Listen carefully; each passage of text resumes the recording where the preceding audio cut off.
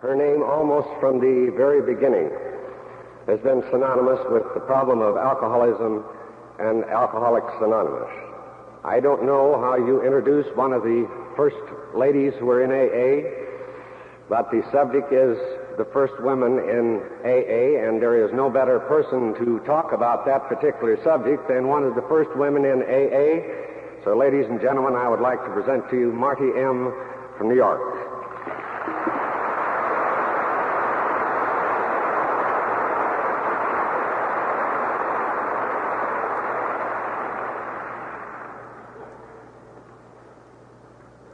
I don't know whether I'm glad or sorry that everybody moved up front, up here.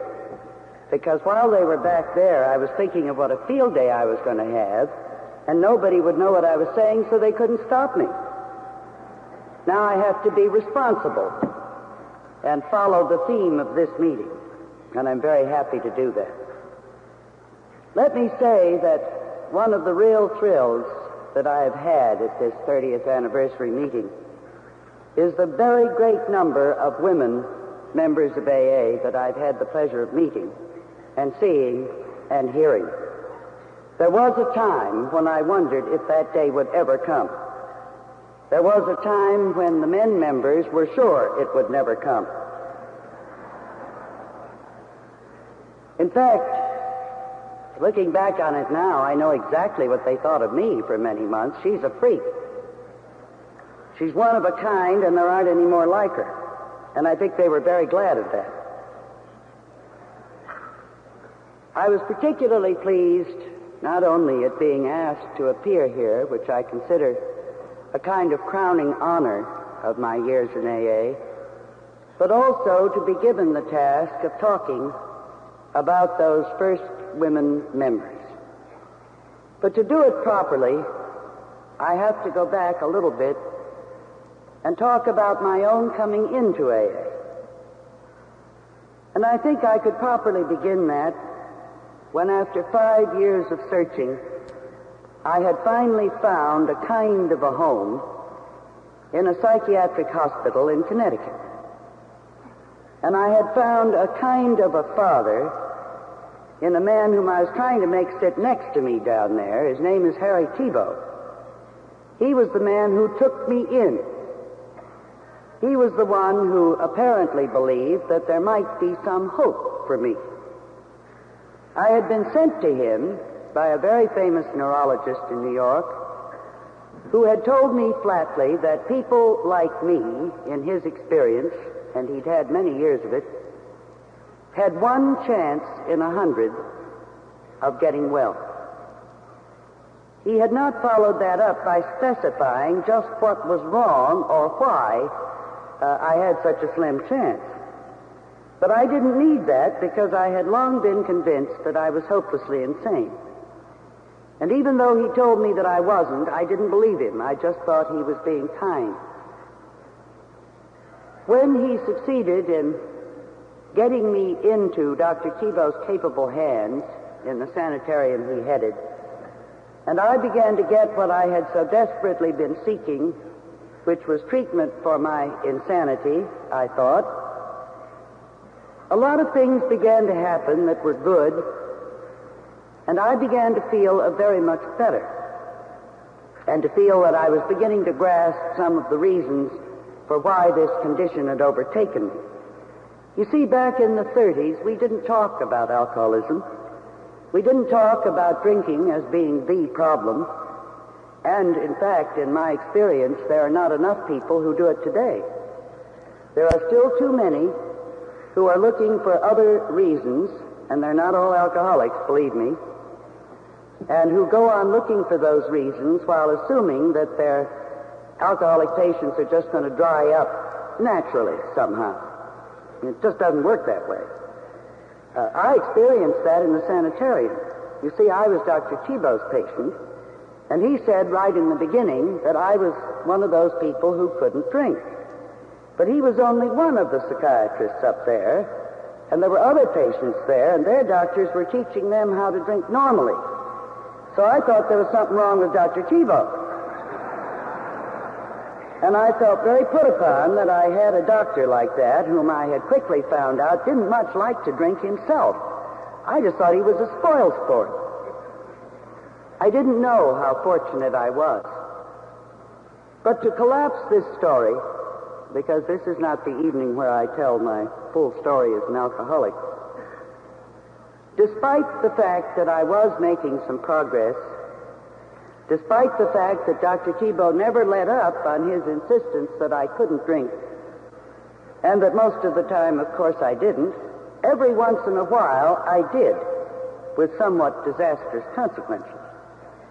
And this happened enough times so that Dr. Thibault said to me after one of these episodes that perhaps it wasn't doing me any good after all, and perhaps he wasn't going to be able to help me, and if it happened again, perhaps I'd better leave.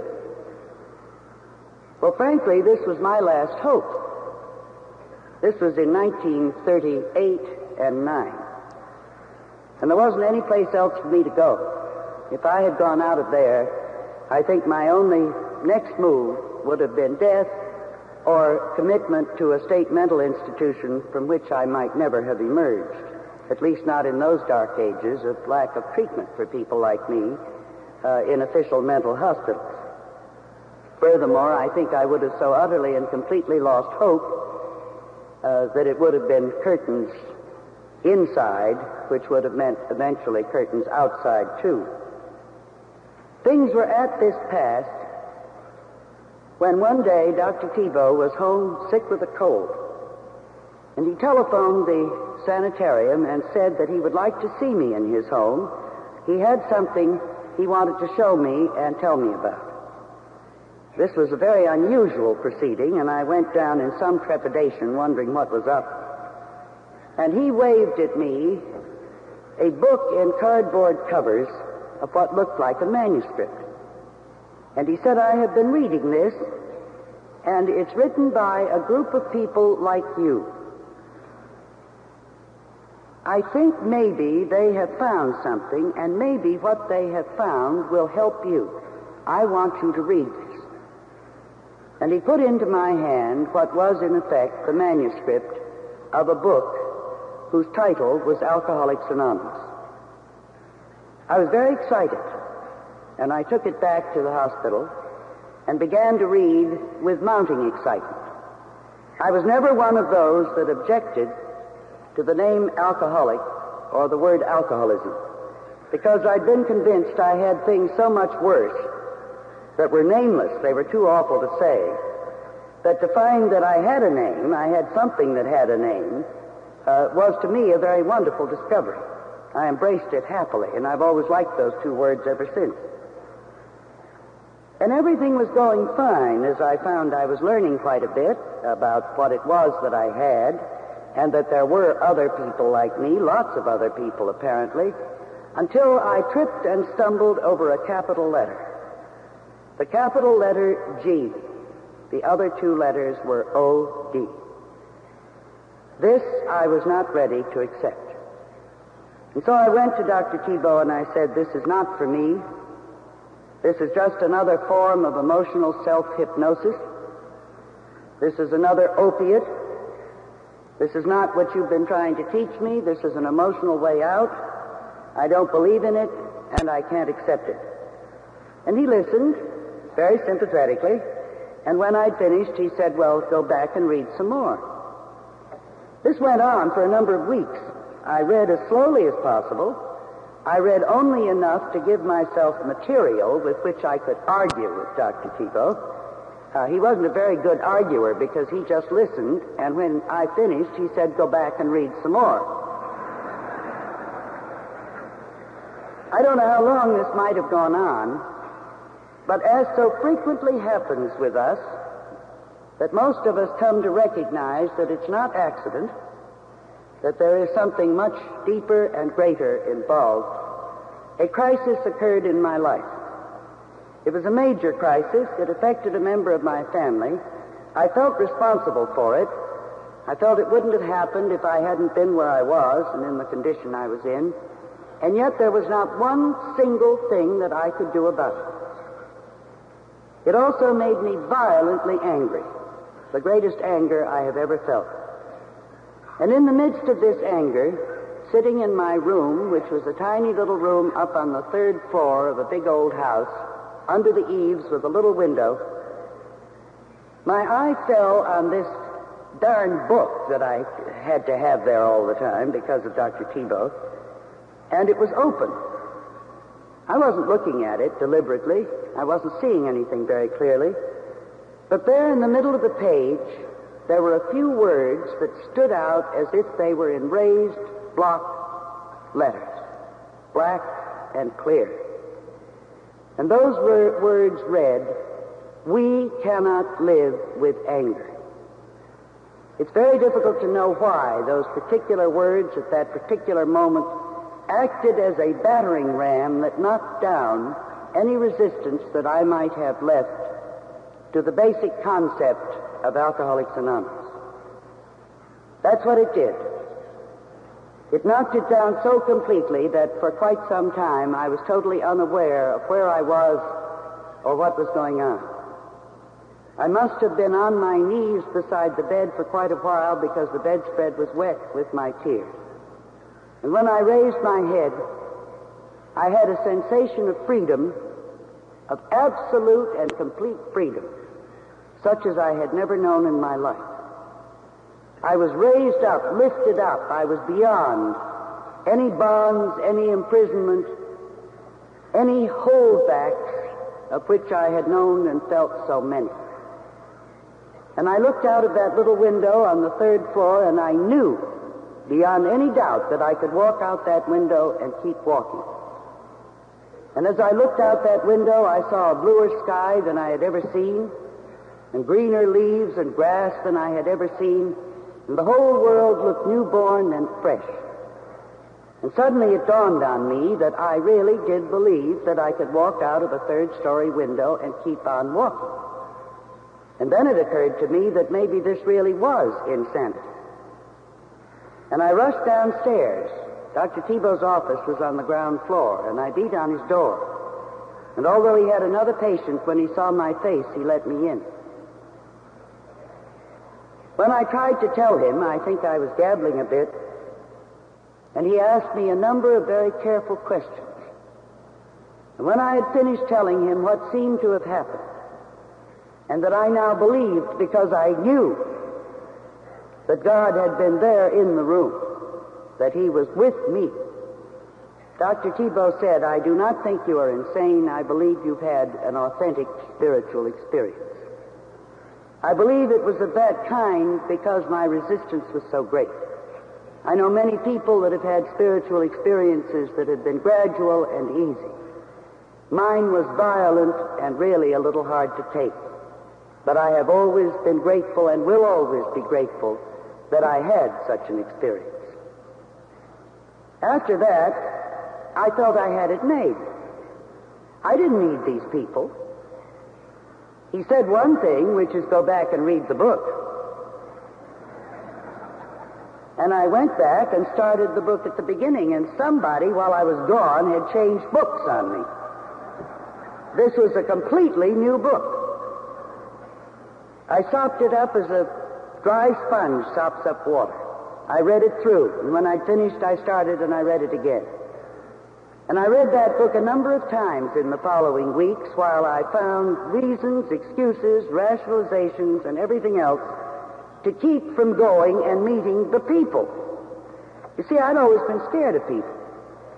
And I was particularly scared of these people because, well, one thing about that book was it was all about men. It was clearly a book written by men and for men. So I'd better do my own bit, you know. And besides, now I'd had this experience, I could do my own bit. Eventually, Dr. Thibault put an end to that nonsense and picked up the phone and said, "You're going into New York, and you're going to such and such an address where the husband is in AA, and he and his wife will take you to dinner or give you dinner and take you to a meeting." Well, I sat with that man in one of the meetings this afternoon, and I was very happy that Popsy was here, who took me to my first meeting. And when we arrived at this brownstone house in Brooklyn, I rushed upstairs to leave my coat, And I didn't come down. I was scared. I never saw so many people as were in that house. There must have been 30. It was an appalling mob. I'm awfully glad it's dark out there. I can't really tell how many of you there are. But it's always a little frightening to me to see a big crowd. And I can tell you that that little group of about 30 people in that brownstone house in Brooklyn looked just as big to me that night as you look to me tonight.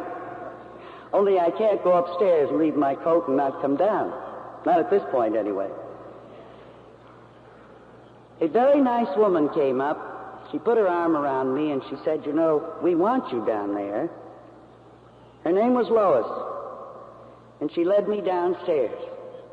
And people began asking me questions immediately. Most of them were about when did you have your last drink, and to my absolute horror, I told the truth. It never occurred to me not to, and then I was shocked that I had. And pretty soon I was in conversation, and it seemed to me that I was finishing their sentences and they were finishing mine, and, well, we were just talking the same language. The next morning, a man up in the sanitarium to whom I had passed on the book after I'd found it so wonderful, but who refused to go to that first meeting with me, he said, "You go see what it's like, and then you tell me, and I'll go next time." Telephoned into New York to see what it had been like, and I made just one comment. I said, "Granny, we're not alone anymore." And this perhaps was the greatest feeling I had, and yet, there wasn't a woman member there. I was it. Now, I'll grant you there are a lot of nice things about that, particularly since a lot of the men didn't have wives. On the other hand, I really did feel that it would be very nice to talk to another woman alcoholic. I had met a couple in the sanitarium. In fact, I knew of one who was no longer there and who needed what we had, but she wasn't there at the moment, and I didn't quite know how to get to her. But I asked immediately, I said, "Aren't there any women in this group?" There was a story in this manuscript about a woman, but I hadn't met her, and I found that she was living in Washington. Her name was Florence, where she and a man named Fitz had gone to try and start a group. And I looked forward very eagerly to her return to New York or her visit to New York so I could meet and talk with her. She was a considerably older woman, and she had a great many physical problems, too, and unfortunately I only saw her sober on a couple of occasions, and she died before I had anywhere near completed my first year. So that did not really answer my need. And as the months went on, I worked awfully hard to get some companions in there. I don't know how many women I tried to help, but I didn't get anywhere with them. And I would go to the men who had had more time than I and ask for advice and help on this, and they began to give me a really peculiar look. And it was perfectly clear that they thought, indeed, that I was some kind of a freak, and that no other women were ever going to respond to this. As a matter of fact, new men coming in looked at me as if I didn't belong there and said there was no such thing as a woman alcoholic. At least they didn't think there was. And I found that many people didn't think that women had this problem, that this was a man's problem, and AA was a man's program, and this was a man's world. And I didn't believe that. I had, over the years, known other women who had been in the same kind of trouble I was in, but they were mostly in England, that's where I got into my trouble and where I knew a lot of others on my way down that were more or less like me. But I began looking very hard. The first one I went after was the one I had met in the sanitarium and who had gone home, and who, 6 months after I came into AA, and I attended my first meeting, incidentally, on April 11th, 1939. And I was not leaving the sanitarium, released from there, until mid-September. And the day before I left, an ambulance drove up, and someone was lifted out of that ambulance, and it was this other girl whose name was Nona. I was not able to see her, of course. She wasn't able to see anyone for a couple of days. She was in a really bad case. But a week later, I received a telegram that she had escaped and that she was holed up in a hotel in New York, and would I go and see if I could find her, and I did. It was a pretty rough situation. We managed to get a nurse for part of the time, and I sat with her the rest of the time. And when she was finally physically sober, but in dreadful condition, I told her about AA, and I read the book out loud to her, and she said, I want this, I want to meet these people. And there was a luncheon meeting that we held once a week in those days, and I took Nona to this luncheon. I remember somebody saying that they had watched the belt buckle on her dress, and it was jiggling like mad. Poor Nona was shaking all over. She had separated from her husband due to this problem, which they both had. And a couple of weeks later, they met to discuss the legal arrangements for a divorce, and he couldn't understand how she was sober. And she explained to him how and why she was sober, and he said, well, let's skip the divorce. I want this too. So Walter also came into AA. Nona was my first successful case. Some months after that, we were meeting in those days at what we used to call A.E. Iolian Hall on West 57th Street. And we took a room for our meeting, and they locked the doors until we'd made the collection to pay for the room. We couldn't leave. And one night at this meeting, a young woman appeared with an older woman. And to my knowledgeable eyes, after my months in the institution, I knew perfectly well the older woman was a keeper. And sure enough, she was in another mental hospital up in Westchester, and she had been brought into this meeting. Well, everybody got me. I was the one woman, remember? And because Nona was not in New York at that time, she lived up in Connecticut and didn't get in for every meeting.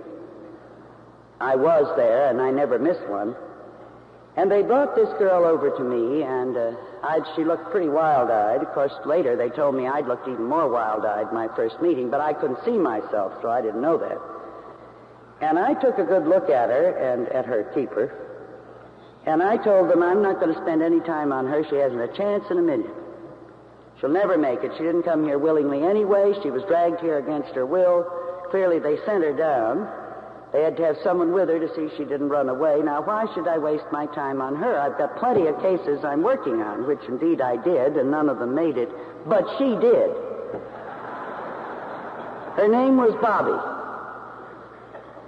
And Bobby Berger later became the secretary of what is today GSO, where she worked for many years and where her name became known to AAs all over the world because she was the one who corresponded with them. And this was the gal I said couldn't make it. Well, I was pretty glad she did make it. And it wasn't very long after that that one of her 12-step calls turned out well, and a gal named Isla came in.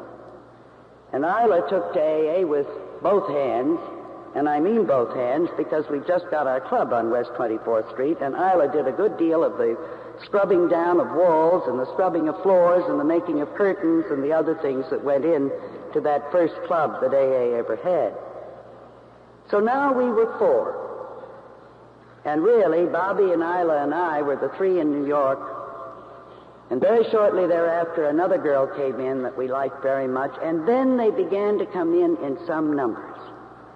But this process consumed a good deal more than my first year in AA. And I can never forget those long, long early months when nobody believed that it was possible and nobody thought that another woman would ever make it. And naturally, this didn't make me feel very good because if women couldn't make it, my making it was clearly a temporary thing.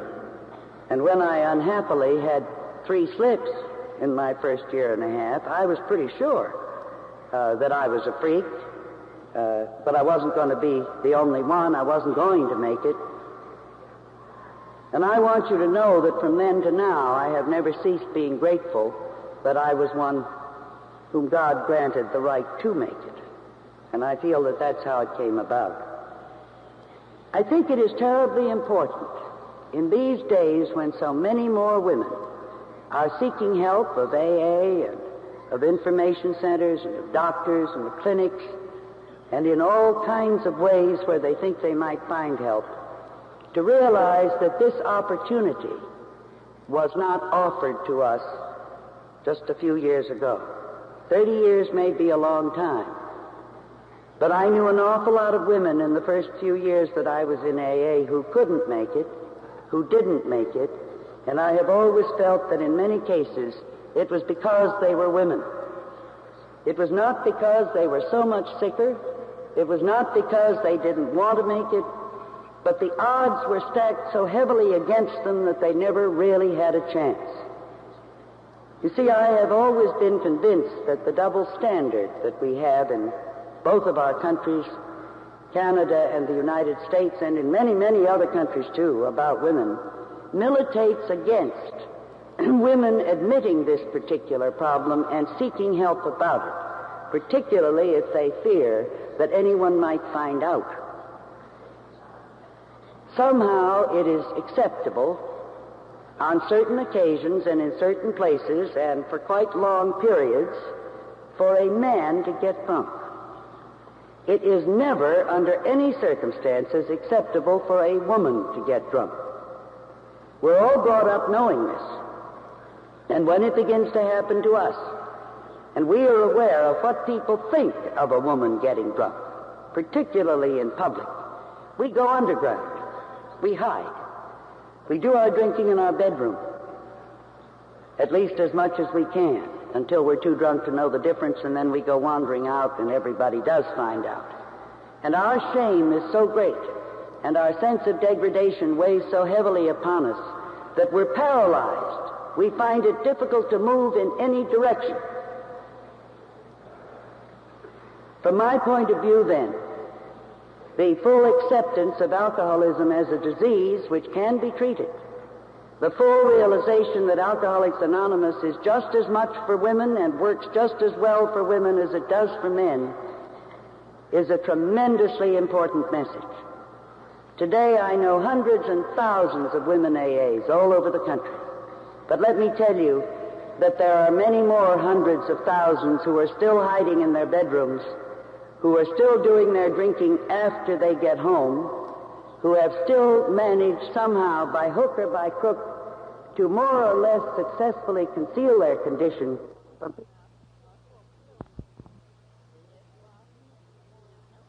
I have seen it on the walls, I read it in the memento book, and I want to commit it to memory, which I have not yet done. But I have it here, and I'm going to end with it, because I think it has double meaning for women and about women. I am responsible. When anyone, anywhere, reaches out for help, I want the hand of AA always to be there. And for that, I am responsible. I take that responsibility. I hope you will too.